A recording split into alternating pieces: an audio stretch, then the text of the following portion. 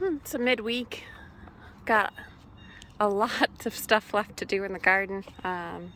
The thunderstorms all weekend, every weekend, seem to really be crushing my garden time lately. And so many of you know I have a full-time job. I work from home, but I do put quite a few hours in during the week. And so my time out here is early morning, evenings, and weekends usually, to try to maintain all of the gardens. Every once in a while I'll come out here for a quick 10-minute or a quick pick for lunch type of thing mid-morning, but most of the time it's really just around my work schedule. So I just came out here tonight, and I was checking on the peas, and Jason needed an onion for dinner, so I picked him an onion. And a lot of these peas are actually in a great stage for picking. Peas have a pretty good shelf life, and so I'm going to pick a bunch of these. And when I came over here, a bunch of the peas are falling. That happens on the tunnel. Let's see what birdie's barking at. I think it's just a neighbor, so. But some of these, because of the high heat today, I'm guessing, either that or we got something eating the roots, so I want to pull these plants. But either way, I'm going to pick these peas that are on these plants that are yellowing to harvest before they get bitter. If you left them and let the plants die, they would get a little bitter. So they were absolutely fine yesterday, so they should, the peas, I just tasted a couple actually, and they were still good. So I'm going to harvest these guys and then pull them up actually, instead of just chopping them at the soil.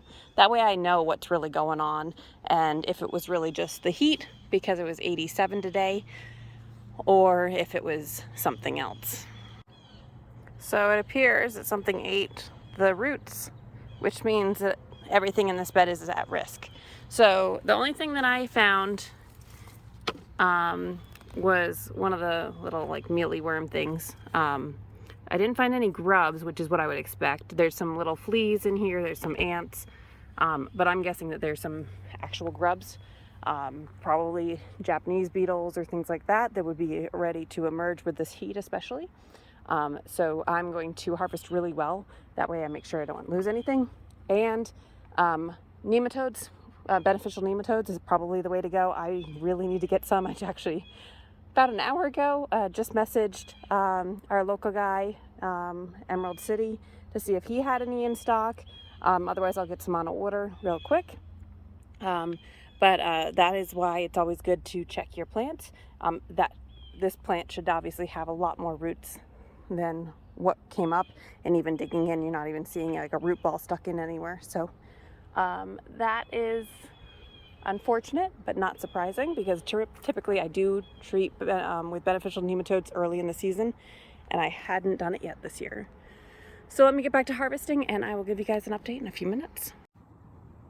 All right, so I just picked 2 quarts, and I have plenty left. Didn't pick much of this wall yet, as you can tell here. I really do love this tunnel. Some of these are getting kind of tall. What happens usually is I have to get Jace to come back out and pick with me sometimes. These ones, and I didn't label very well, but these ones over here are Jay's all-time favorite ones. He eats them with the shells. There's 3 or 4 different types that we have. There's this one that's really thin that are really good for stir fries as well. And then there's the Sugar Daddy from Botanical Interest. So all of those are great peas. I actually like to shell my peas, so I like them a little bigger, whereas Jay likes them with the shells on. So there's different varieties for that, but I can't remember the name of this one. I did the same thing last year, which is why I planted the 3 different types this year. So with that, I definitely need to come out and harvest more, but ideally harvesting in the morning is much better. It's pretty funny. I have some mourning doves feeding babies up here, which is very cute. So got a lot going on, I guess. But hopefully the grubs don't eat too many more of the roots in here, especially with the zinnias just starting to come. So I will actually be cutting these first few really short. I actually cut some zinnias already. This is that new Zowie one that I'm growing this year for the first time. And I've already cut a couple of those. Looks like we've got some of the lime green coming, probably. Not sure which ones those are. Lime green reds, maybe. So really want this this bed to be successful over here without issues. So I will hopefully get a hold of nematodes in the next couple days, and we'll actually put them throughout the whole beds. That's just it's a good practice, I guess, is what I would consider a good practice to do. Not something you have to do. It just works well for me. My peppers are really behind without the heat, but they're finally starting to really fruit, and so I'm excited about that. And actually the back ones really did catch up on height. If you have been following along, these front ones are definitely really a little bit stronger stems here, but the back ones were really short, and so by pruning these more heavily in the back, they definitely got a little stockier, so they'll be able to hold the weight of a pepper.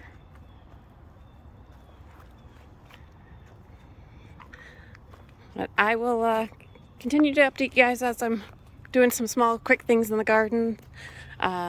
We do have marigolds about to open, some of the giants. We've got tomatoes that are looking really good, considering the weather.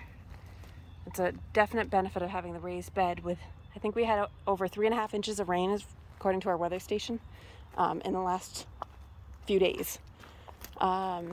So we'll see how that goes. I do need to harvest garlic. I need to harvest the potatoes in that back bed pretty quick here, and I still need to replant these other beds, but the storms washed me out a little bit. We also are having some water issues over here. So the water's been pooling here a little bit too much, and then I had to make a little moat, and so it would funnel down and drain back. So Jay and I need to work on that. And I still have all these lizzies to plant as well, but it went from huge downpours, crazy amounts of rain, to 90 degrees, 80s over the next couple days, so waiting on that.